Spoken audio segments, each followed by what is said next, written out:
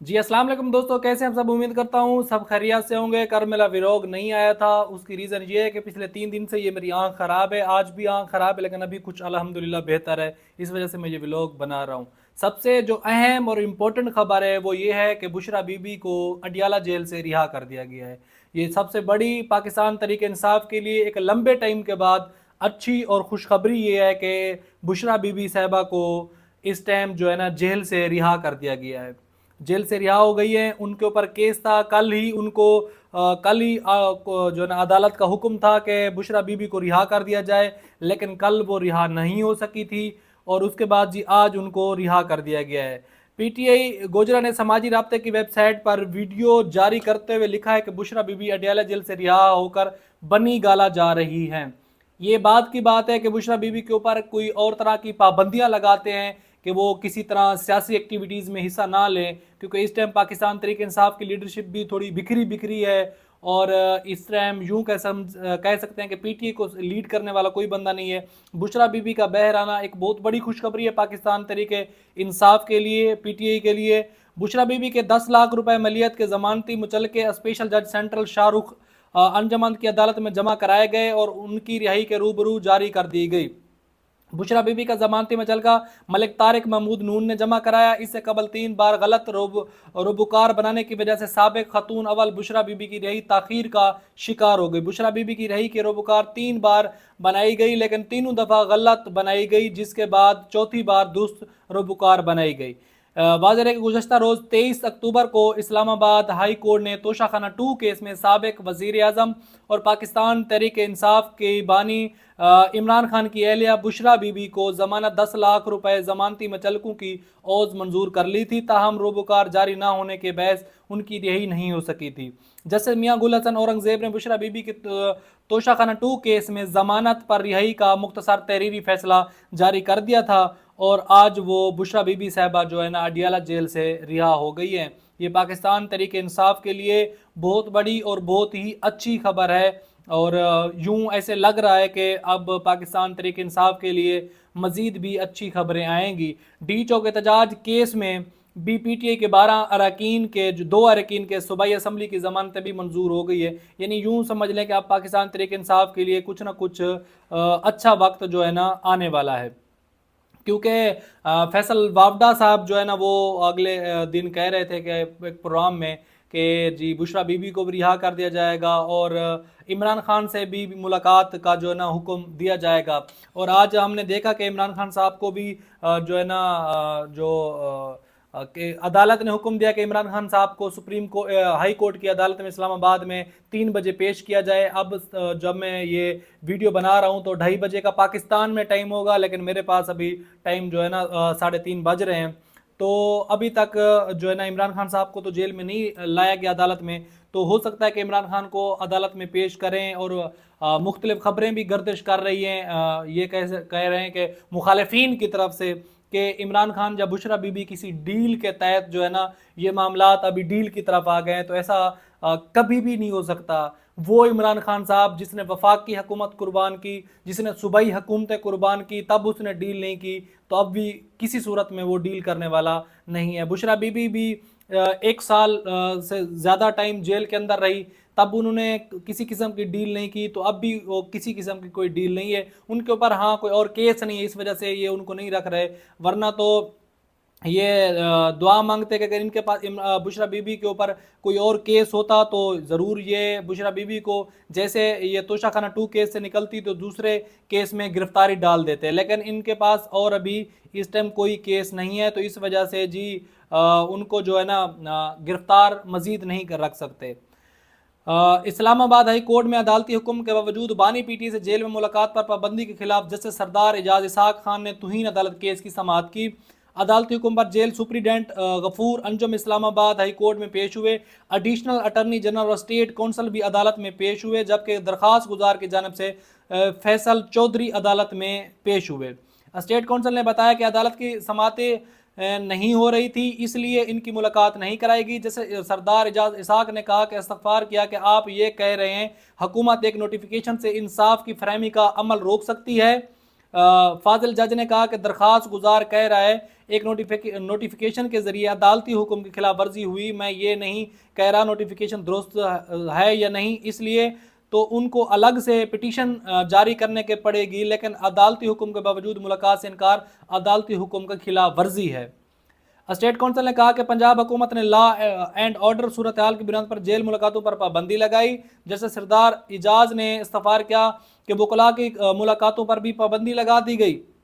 Justice सरदार Ijaz Isaac ने remarks दिए कि जिसने ये नोटिफिकेशन इशू किया है उसमें भी तौहीन अदालत की है। हुकूमत पंजाब ने अगर वकला की मुलाकातें रोकी हैं तो तौहीन अदालत की है। इस पर वजारत दाखिला रिपोर्ट जमा कराए कि क्या सिक्योरिटी वजूहात थी। दरख्वास्त गुजार ने अदालत को बताया कि 3 अक्टूबर से आज तक वकला की जेल मुलाकात नहीं कराई गई।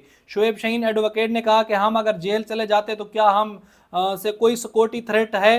इस्लामाबाद हाई कोर्ट ने वज़ारत दाखिला के ज्वाइंट सेक्रेटरी को रिकॉर्ड की हमरा तलब कर लिया। इस्लामाबाद हाई कोर्ट ने अटारनी जनरल ऑफिस को भी अदालती मुआवने के लिए नोटिस जारी कर दिया। इस्लामाबाद हाई कोर्ट ने सुप्रीडेंट अडियाला जेल को हुक्म दिया कि बानी पीटी को आज 3 बजे इस्लामाबाद हाई कोर्ट में लाकर वकला से मुलाकात कराएं।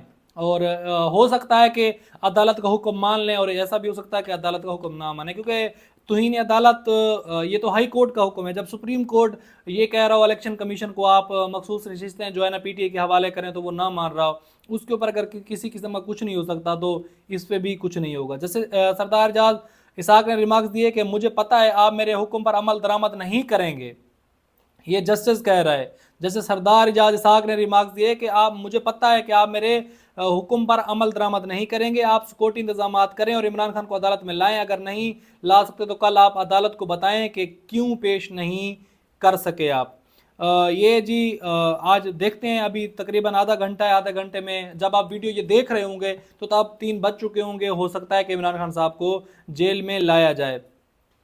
और जी अमेरिका कानून साजू ने इमरान खान की रिहाई के लिए अमेरिका सदर को खत लिख दिया। उसमें उन्होंने ये भी लिखा कि जो 8 फरवरी का इलेक्शन हुआ है वो इंतहाई धांधली ज़दा इलेक्शन हुआ है, पाकिस्तान तारीख में ऐसा इलेक्शन कभी नहीं हुआ। और दूसरा उन्होंने जो मतलब इंसानी हकूक़ की खिलाफ वर्जियाँ की जा रही हैं, जर्नलिस्ट को पकड़ा जा रहा है, बाकी लोगों को अगवा किया जा रहा है, इस हवाले से भी बात की गई इसमें ख़त में। और इमरान खान और उसके साथ जो कारकुनान जो जेलों में उनके हवाले से भी इस खत में जिक्र किया गया। इसको जो पाकिस्तान का मेन स्ट्रीम मीडिया है उन्होंने कुछ और तरीके से पेश किया है, लेकिन जो बेसिकली उनका मतलब था वो नहीं बताया, क्योंकि मेन स्ट्रीम मीडिया पूरा पाकिस्तान जानता है कि उनकी जो उनकी डोर है वो किन के हाथों में है। ज़राए के मुताबिक कांग्रेस के रुकन ग्रेग केसर की क़यादत में ग्रुप ने जो बाइडन से पाकिस्तान के हवाले से अमेरिकी पॉलिसी में इंसानी हकूक़ को मरकज़ी हैसियत देने का मुतालबा किया। अमेरिकी अरकान ने लिखा कि हम इमरान खान की फौरी रिहाई और पाकिस्तान में पार्टी के अरकान के बड़े पैमाने पर नज़रबंदी के खात्मे के मुतालबे की तईद करते हैं। हम आपके इंतज़ामिया से मुतालबा करते हैं कि वो फौरी तौर पर पाकिस्तानी हुकूमत से इमरान खान की हिफाजत की ज़मानत लें और अमेरिकी सफारत खाने के अहदेदारों पर जेल में इमरान खान से मुलाकात पर जोर दें। जब मैक गोरन और समरली की मुश्तरका क़यादत में लिखे गए इस खत पर डेमोक्रेट्स जिनमें राशिदा तलबान, तलेब, अलहान उमरा, अलेक्जेंडर और कामसो कोर्डर, बारलेटी, इनमें और भी देगर जो है ना शामिल थे जिन्होंने दस्तखत किए। खत में लिखा गया कि हम पाकिस्तानी नासरा अमेरिकी अवाम के साथ साथ मुल्क और दुनिया भर में कम्यूनिटी रहनुमाओं और मुंतखब अहदेदारों के साथ मिलकर पाकिस्तानी अवाम से इज़हार यकजहती करते हैं और एक हकीकी जमहूरियत की जद्दोजहद में शामिल होते हैं। ये उन्होंने जी इसमें ख़त में और भी बहुत कुछ लिखा गया, लेकिन इसको पाकिस्तान का जो मीडिया है उन्होंने कुछ और तरीके से इसको जो है ना पेश किया, क्योंकि पाकिस्तान का जो मेन स्ट्रीम मीडिया है वो पूरा पाकिस्तान जानते हैं उनकी डोरें जो है ना किसी और के हाथ में। जैसे मंसूर अली शाह के चीफ जस्टिस का खत खसूसी बेंच में बैठने से इनकार कर दिया। ज़राए के मुताबिक सुप्रीम कोर्ट के सीनियर जज जस्टिस मंसूर अली शाह का चीफ जस्टिस को लिखा गया एक और खत सामने आ गया जिसमें जस्टिस मंसूर अली शाह ने प्रैक्टिस एंड प्रोसीजर आर्डिनेंस 2024 में फुल कोर्ट मीटिंग तक किसी भी खसूसी बेंच का हिस्सा बनने से माजरत कर ली।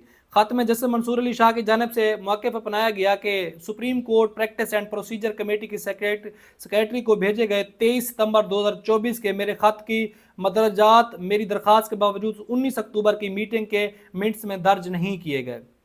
जैसे मंसूर अली शाह ने कहा कि मैं ये भी वाजे करता चलूं कि फुल कोर्ट की जानिब से जब तक प्रैक्टिस एंड प्रोसीजर आर्डिनेंस 2024 की ऐनी तौसीक का आइन नहीं किया जाता, या सुप्रीम कोर्ट के जजेस फुल कोर्ट मीटिंग में आर्डिनेंस पर अमल करने का फैसला नहीं करते, या जब तक चीफ जस्टिस की सरबराही में 2 सीनियर तरीन जज की कमेटी बहाल नहीं की जाती, मैं नई कमेटी का तरफ से बनाने गए खसूसी बेंच का हिस्सा नहीं बनूंगा। जैसे मंसूर अली शाह ने खत में लिखा कि वजूहात की बिना पर मैं इस मामले में तश्कील करदा बेंच से खुद को अलग करता हूँ, तम वसी तर अवामी मफाद में सिर्फ अवाम मुकदमात की समात के लिए बेंचों की नशिस्तों में शिरकत करूँगा।